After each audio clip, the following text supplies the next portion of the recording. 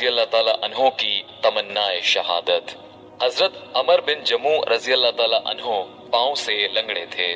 उनके 4 बेटे थे जो अक्सर हुजूर सल्लल्लाहु अलैहि वसल्लम की खिदमत में भी हाजिर होते और लड़ाइयों में शिरकत भी करते थे। गज़वा उहद में अमर बिन जमू रजी अल्लाह ताला अन्हो को भी शौक पैदा हुआ कि मैं भी जाऊं। लोगों ने कहा कि तुम माजूर हो, लंगड़ेपन की वजह से चलना दुश्वार है। उन्होंने फरमाया, कैसी बुरी बात है कि मेरे बेटे तो जन्नत में जाएं और मैं रह जाऊं। बीवी ने भी उभारने के लिए ताना के तौर पर कहा कि मैं तो देख ही रही हूं कि वो लड़ाई से भागकर लौट आया। अमर रजी अल्लाह ताला अन्हो ने ये सुनकर हथियार लिए और किबले की तरफ मुंह करके दुआ की, अल्लाहुम्मा ला तरुद्दनी इला अहली, ऐ अल्लाह मुझे अपने अहल की तरफ ना लौटाइयो। उसके बाद हुजूर सल्लल्लाहु अलैहि वसल्लम की खिदमत में हाजिर हुए और अपनी कौम के मना करने का और अपनी ख्वाहिश का इजहार किया और कहा कि मैं उम्मीद करता हूँ कि अपने लंगड़े पैर से जन्नत में चलूं फिरूं। हुजूर सल्लल्लाहु अलैहि वसल्लम ने फरमाया कि अल्लाह ने तुमको माजूर किया है तो ना जाने में क्या हर्ज है। उन्होंने फिर ख्वाहिश की तो आप सल्लल्लाहु अलैहि वसल्लम ने इजाजत दे दी। अबू तलहा रजी अल्लाह ताला अन्हो कहते हैं, मैंने अमर रजी अल्लाह ताला अन्हो को लड़ाई में देखा कि अकड़ते हुए जाते थे और कहते थे कि खुदा की कसम मैं जन्नत का मुश्ताक हूँ। उनका एक बेटा भी उनके पीछे दौड़ा हुआ जाता था। दोनों लड़ते रहे हत्ता के दोनों शहीद हुए। उनकी बीवी अपने खावंद और बेटे की लाश को ऊंट पर लाकर दफन के लिए मदीना लाने लगी तो वो ऊंट बैठ गया। बड़ी दिक्कत से उसको मारकर उठाया और मदीना लाने की कोशिश की, मगर वो ओहद की तरफ का मुंह करता था। उनकी बीवी ने हुजूर सल्लल्लाहु अलैहि वसल्लम से जिक्र किया।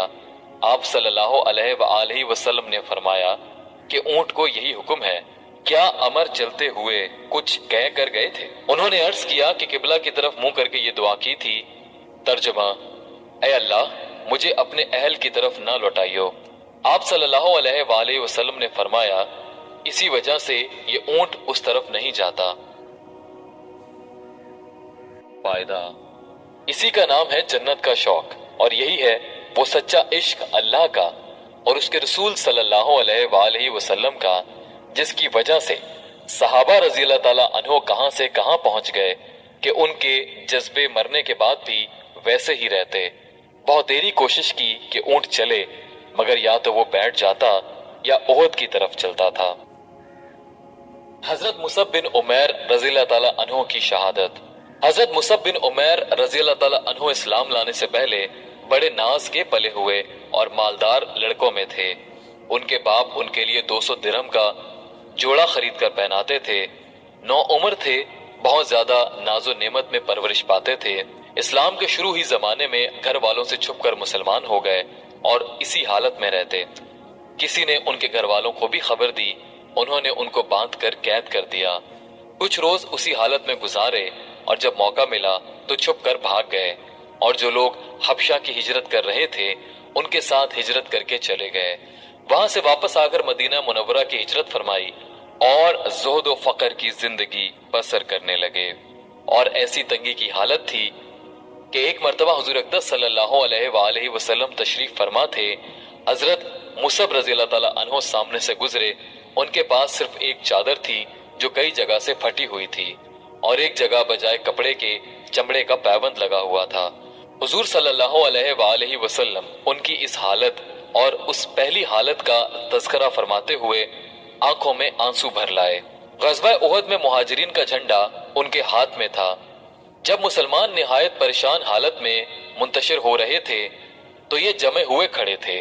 एक काफिर उनके करीब आया और तलवार से हाथ काट दिया कि झंडा गिर जावे और मुसलमानों को गोया खुली शिकस्त हो जाए, तो उन्होंने फौरन दूसरे हाथ में ले लिया। उसने दूसरे हाथ को भी काट डाला। उन्होंने दोनों बाजुओं को जोड़कर सीने से झंडे को चिमटा लिया कि गिरे नहीं। उसने उनके तीर मारा जिससे शहीद हो गए, मगर जिंदगी में झंडे को ना गिरने दिया। उसके बाद झंडा गिरा जिसको फौरन दूसरे शख्स ने उठा लिया। जब उनको दफन करने की नौबत आई तो सिर्फ एक चादर उनके पास थी जो पूरे बदन पर नहीं आती थी। अगर सर की तरफ से ढांका जाता था तो पांव खुल जाते और पांव की तरफ की जाती तो सर खुल जाता। हुजूर सल्लल्लाहु अलैहि वसल्लम ने इरशाद फरमाया कि चादर को सर की जानिब कर दिया जाए और पांव पर इज़खर के पत्ते डाल दिए जाएं। फायदा, ये आखिरी जिंदगी है इस नाज और नाजों से पले हुए की जो 200 दिरहम का जोड़ा पहनता था कि आज उसको कफन की एक चादर भी पूरी नहीं मिलती, और उस पर हिम्मत ये कि जिंदगी में झंडा ना गिरने दिया।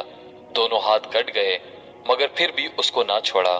बड़े नाजों से पले हुए थे मगर ईमान उन लोगों के दिलों में कुछ इस तरह से जमता था कि फिर वो अपने सिवा किसी चीज का भी ना छोड़ता था।